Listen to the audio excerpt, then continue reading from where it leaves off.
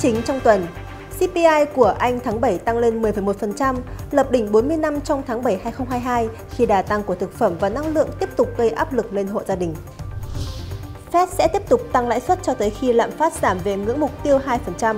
Tuy nhiên, Fed không đưa ra bất cứ thông tin định hướng chính sách nào cụ thể. Các chuyên gia dự báo Fed sẽ tăng lãi suất thêm 0,5% trong kỳ họp tháng 9 tới. Thủ tướng phân công 6 tổ công tác kiểm tra giải ngân vốn đầu tư công, thể hiện quyết tâm của chính phủ trong việc đẩy nhanh đầu tư công trong bối cảnh tỷ lệ giải ngân 7 tháng đầu năm rất thấp, chỉ đạt 34,5% kế hoạch Thủ tướng giao. Kính chào quý nhà đầu tư đã đến với bản tin tuần của chứng khoán NH Việt Nam. Quý vị vừa điểm qua một số tin tức chính trong tuần vừa rồi. Vâng, và sau đây thì xin mời anh Hoàng có thể tổng kết thị trường chứng khoán trong tuần qua được không ạ? Thị trường chứng khoán tuần qua đã tăng điểm khá tốt trong ngày thứ hai đầu tuần.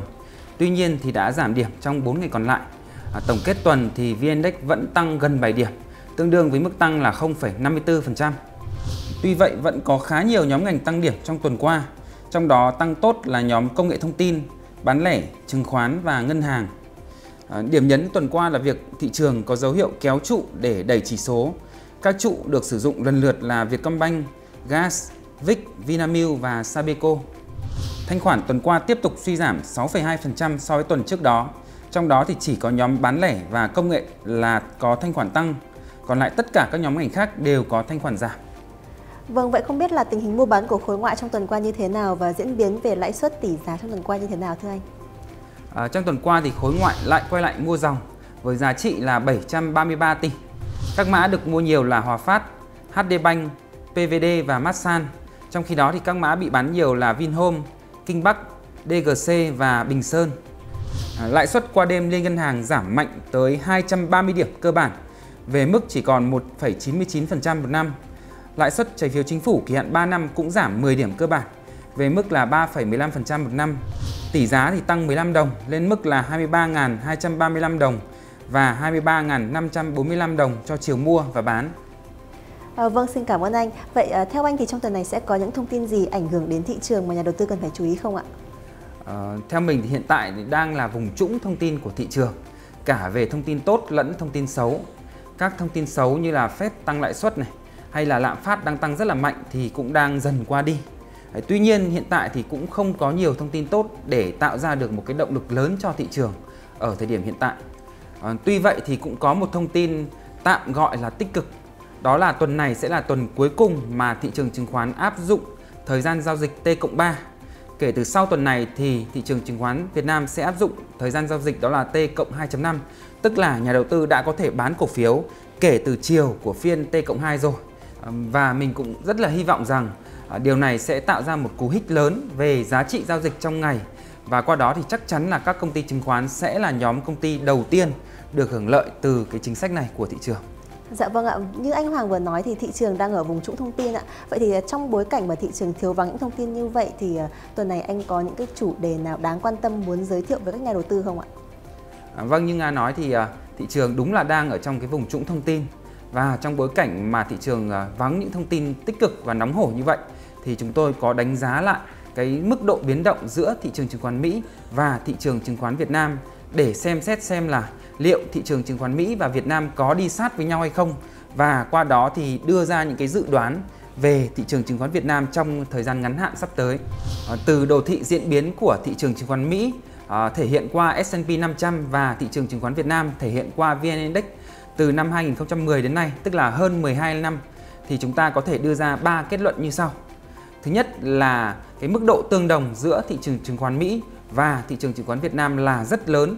Hệ số correlation giữa hai thị trường là 0,96, tức là gần sát cái ngưỡng 1 là mức tối đa. Điều này cho thấy rằng cái mức độ tương đồng là vô cùng lớn. Nếu nhà đầu tư nào không dành về các khái niệm tài chính liên quan đến correlation thì mình nghĩ rằng chỉ cần nhìn vào đồ thị giữa hai thị trường chứng khoán là cũng có thể nhận ra được cái mức độ tương đồng, tức là mức độ đi sát nhau giữa hai thị trường là vô cùng lớn rồi.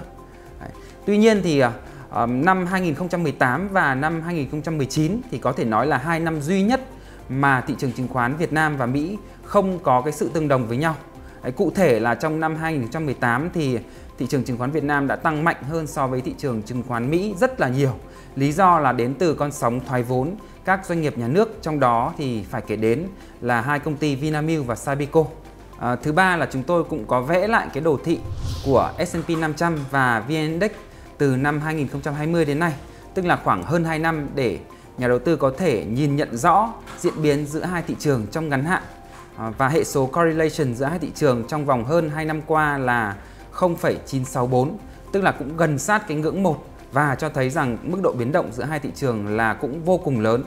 Tất nhiên là vẫn có cái sự time lag, tức là cái độ trễ nhất định về mặt thời gian giữa hai thị trường.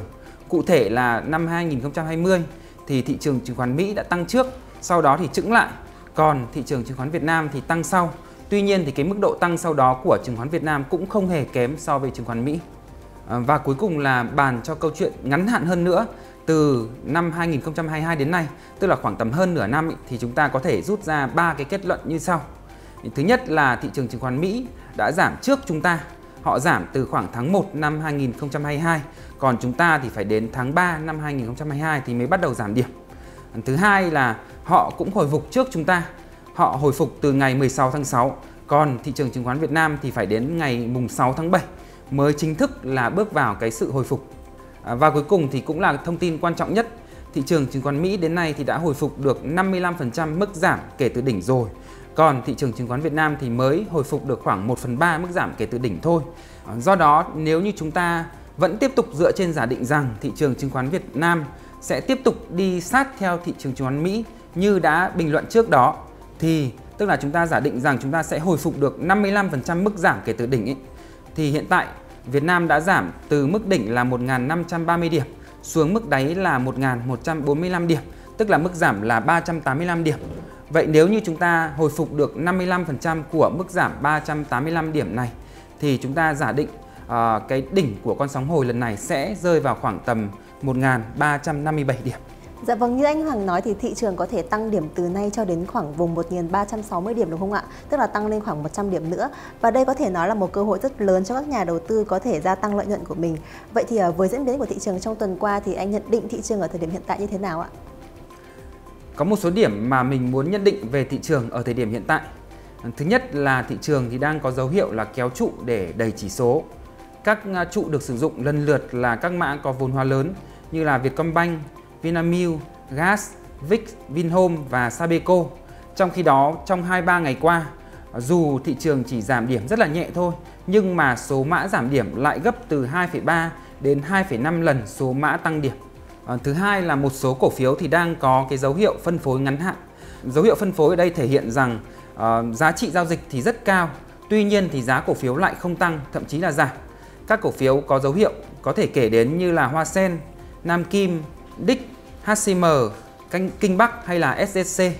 Và điểm thứ ba đó là biến động của cổ phiếu và VN Index trong ngày thì đang lớn dần, tạo ra cái sự hưng phấn ngắn hạn trong tâm lý của nhà đầu tư. Và theo quan sát của chúng tôi, khi mà nhà đầu tư có các cái dấu hiệu hưng phấn như vậy mà thị trường lại không thể tăng điểm thì cái xác suất giảm điểm trong ngắn hạn là rất lớn. Và điểm thứ tư chúng ta phải kể đến đó là thị trường chứng khoán đang đối mặt với vùng kháng cự rất là mạnh, quanh vùng từ 1.280 điểm đến 1.300 điểm. Và do đó thì chúng tôi thấy rằng rủi ro ngắn hạn ở thị trường hiện tại là tương đối lớn và nhà đầu tư nên chờ đợi thị trường điều chỉnh xong thì mới mua vào. Cái thời gian điều chỉnh thì ước chừng khoảng tầm từ 3 đến 4 phiên và ngưỡng mua vào hợp lý là khoảng tầm từ 1.230 điểm đến 1.250 điểm. Do đó thì theo chúng tôi, nhà đầu tư có thể bắt đầu mua vào từ khoảng thứ 5 tuần này. Dạ vâng, rất cảm ơn những nhận định và chia sẻ vô cùng giá trị của anh ạ.